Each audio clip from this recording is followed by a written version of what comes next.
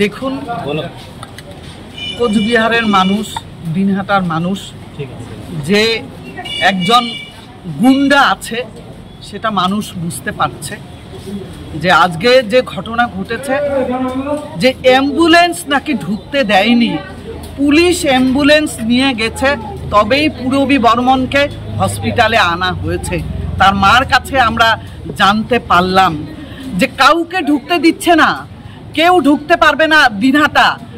ওনার মৌরশি পাট্টা উদয়ন গুহ তার নেতৃত্বে যে প্রধান গিয়েছে, উপপ্রধান গিয়েছে, পঞ্চায়েত গিয়েছে, উনি যার কি মনভোলা, মদন এরকম নাম বলল, যে তারাই গিয়েছেন। প্রধানের নাম উত্তম বর্মন, তাদের নাম বলল।